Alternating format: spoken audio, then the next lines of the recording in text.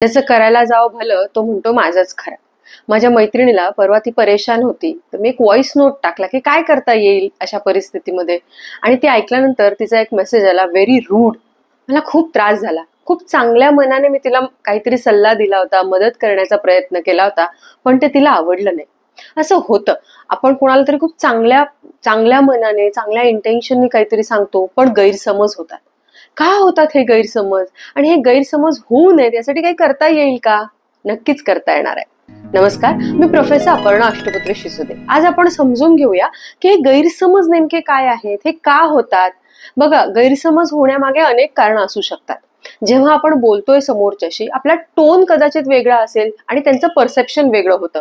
म्हणजे जसं मी voice note पाठवला माझ्या मैत्रिणीला, तर माझ्या बोलण्यामध्ये कदाचित तिला असं वाटलं असेल की खूपच हार्श सांगते ही अजून थोडं सॉफ्ट सांगायला पाहिजे. म्हणजे कदाचित आपला टोन चुकला असेल, म्हणून पण मिसअंडरस्टँडिंग होऊ शकते, गैरसमज होऊ शकतात. समोरासमोर जेव्हा आपण असतो त्यावेळेला कदाचित आपलं बॉडी लँग्वेज वेगळी होऊन जाते. आपण सांगत असतो, पण आपला कॉन्फिडन्स असेल, आपल्या बॉडीमधला स्टिफनेस असेल, या सगळ्याने कदाचित समोरच्याला वाटेल की ह्याला फार इगो आहे. तर बॉडी लँग्वेज पण कधी कधी काय करते, मॅटर करते मिसअंडरस्टँडिंग क्रिएट करण्यामध्ये. गैरसमज अशा अनेक गोष्टींमुळे होऊ शकतो. जर गैरसमज झाला तर होऊ नयेची आपण सगळेजण काळजी घेत असतो, पण तरीही गैरसमज होणार आहेत. तर असे जर गैरसमज झाले तर काय करायचं बरं?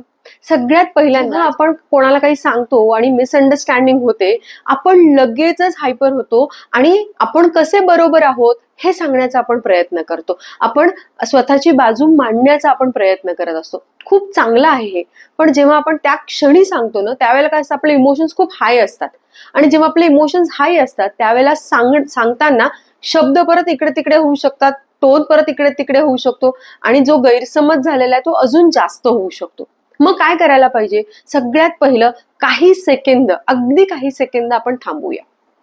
मी टाईप करायला घेतलं होतं माझ्या मैत्रिणीला की no it is not rude, असं नाहीये, मला असं करायचं होतं, पण मी थांबले. काही सेकंद थांबले. मी माझं जे हाय सगळं झालं होतं त्याला थोडंसं सेटल होऊ दिलं, शांत झाले. आणि मग म्हणजे सगळ्यात पहिले आपल्याला काय करायचं की जेव्हा जेव्हा आपल्याला लक्षात येते की समोरच्याला गैरसमज झाले, तर अगदी काही सेकंद आपल्याला थांबायचंय. जो रिॲक्शन आलेला आहे, कारण आपल्याला खूप राग आलेला असतो, फ्रस्ट्रेशन आलेलं असतं की मी इतकं चांगलं करते तरी पण असं का होत आहे, हे सगळं भरून आलेलं असतं. तर त्यामुळे त्याला थोडंसं सेटल व्हायला आपल्याला वेळ द्यायचा. दुसरं मला काय करता येईल की मी जे एक्सप्लेन करते आहे त्याला मी काय करते की तुझं असं चुकलं, तुला असं लक्षात येत नाही, तुझा गैरसमज झालाय, तुमचा गैरसमज झालाय. म्हणजे आपण काय करतोय की समोरच्याला सांगतो आहे की तुमचं चुकतंय किंवा तुम्ही नीट करून घेत नाही. यामध्ये काय होतं, जेव्हा आपण दुसऱ्यांना पिन पॉइंट करतो ना, त्यावेळेला समोरचा ना आकसून घेतो, स्वतःला आतमध्ये ओढून घेतो. आणि जेव्हा माणूस आत जातो त्यावेळेला तो ऐकण्याच्या मनस्थितीमध्ये नसतो. त्यामुळे सगळ्यात महत्वाचं आहे, जेव्हा मी माझी बाजू मांडणार आहे त्यावेळेला मी सुरुवात करणार आहे माझ्यापासून. मला असं वाटतंय की बहुतेक काहीतरी गैरसमज झाला आहे. मला असं वाटतंय, असेलच असं नाहीये. सो मी सुरुवात काय करते, मला असं वाटतंय. त्यामुळे मला असं वाटतंय जेव्हा मी समोरचा ऐकत असतो त्यावेळेला दुसऱ्यांचं काहीतरी आहे आणि म्हणून ते ऐकण्याच्या मनस्थितीमध्ये येतात. त्यामुळे जेव्हा जेव्हा गैरसमज होत आहेत त्यावेळेला मी दुसरं काय करणार आहे, तर मी स्पष्टीकरण देताना सुरुवात जी आहे ती माझ्यापासून करणार आहे. मला असं वाटतंय की बहुतेक काहीतरी गैरसमज झाला आहे. मला असं म्हणायचं होतं, तुला नेमकं काय लक्षात आलेलं आहे, हे इथे आपण सांगणं खूप जास्त गरजेचं आहे.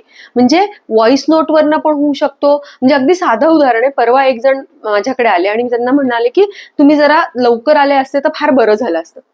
त्यांना असं वाटलं की मी त्यांना टोमणा मारला आणि ते मला म्हणाले की एवढं काय त्याच्यामध्ये ना, 5च तर मिनिटं उशिरा आलोय मी, इतकं काय टोमणा मारायचं त्याच्यामध्ये. म्हटलं मी टोमणा मारला नाही. मग मी शांत झाले. मी लगेच अशी रिॲक्शन देणार होते, पण मी शांत झाले आणि मी म्हणलं 2 मिनिटं सेटल होऊ दिले. मला असं वाटलं की हा टोमणा नाहीये.